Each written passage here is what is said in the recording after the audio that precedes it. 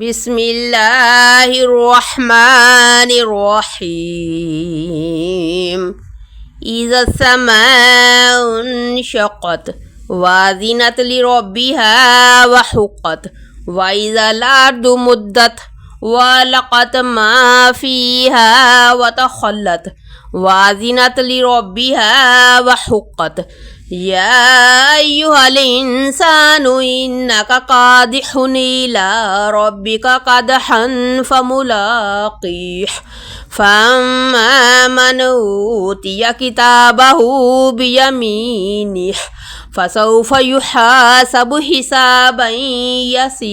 يسيرا وينقلب إلى أهله مسرورا وأما من أوتي كتابه وراء ظهره فسوف يدعو ثبورا ويصلى سعيرا إنه كان في أهله مسرورا إنه ظن أن لن يحور بلى إن ربه كان به بصيرا